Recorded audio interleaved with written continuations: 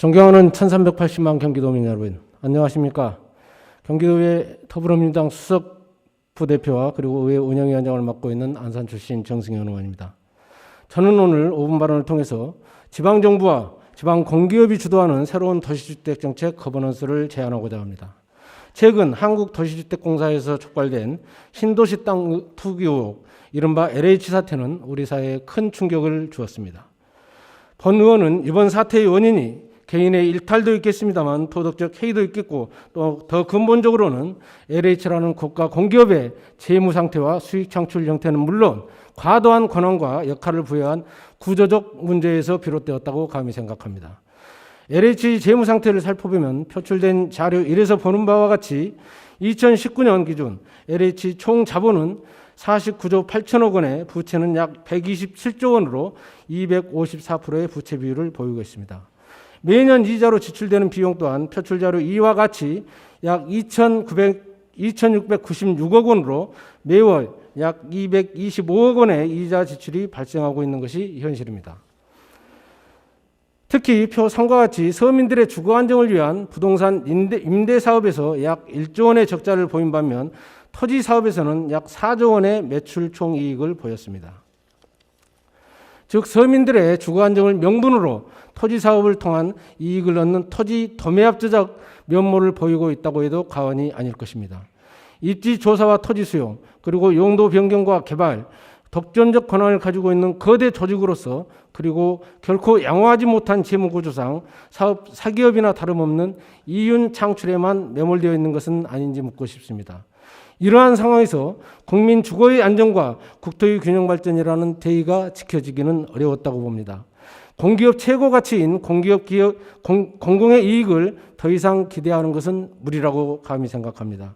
절대 권력은 절대 부패한다는 명제를 떠올리지 않을 수 없습니다. 그동안 우리의 도시주택 정책은 행정의 다른 영역과 마찬가지로 중앙정부 주도하에서 획일적으로 추진되어 왔습니다. 그 과정에서 지역 특성과 수요는 전혀 고려되지 못했습니다. 많은 시간들이 흘렀음에도 불구하고 큰 변화 역시 없었습니다. 과거 참여정부부터 추진된 이익이 신도시의 경우 경기도와 GH를 비롯한 지방 공기업의 참여 비율이 18.3%였습니다. 표출 자료 4에서 보는 것 같이 제3기 신도시 개발사업 참여 비율 역시 평균 18.4%에 지나지 않고 있습니다. 개발 이익 역시 대부분의 LH 몫으로 돌아갈 수밖에 없었습니다. 현재의 제도하에서는 GH 등 지방 공기업의 참여율은 한계가 있을 수밖에 없습니다. 현재의 집에 관한 구조적 문제를 해결하지 않고서는 집을 보다 근본적인 가치 그리고 즉 나와 내 가족이 안락한 삶을 누리하는 곳으로서의 보편적 공공서비스를 제공했다는 우리 경기도의 기본주택정책 실현에도 어려움이 있을 것입니다. 이번 사태를 통해 LH가 가진 독점의 폐해를 바로잡는 것은 물론 그 방안을 모색해야 할 것입니다. 사회가 복잡해지고 사람들의 수요가 점점 세분화지고 다양화되고 있습니다. 이제 시대의 흐름에 맞게 도시주택정책의 패러다임 역시 대전환이 필요합니다. 지방 분권을 말하고 있습니다. 중앙정부의 재정권력과 행정권력의 지방이양을 요구합니다.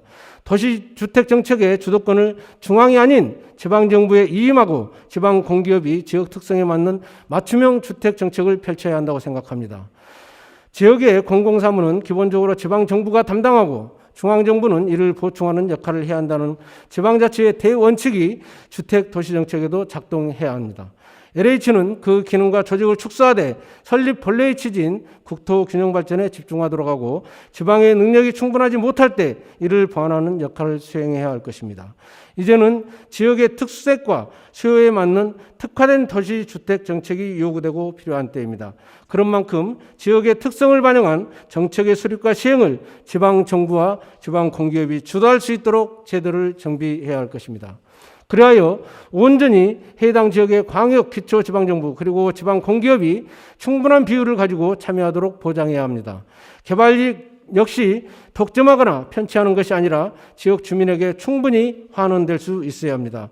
그리고 그 과정 전반에 지역 주민과 의회가 참여해서 위법한 행위가 발생하지 않도록 감시하고 견제할 수 있는 구조를 만들어야 할 것입니다.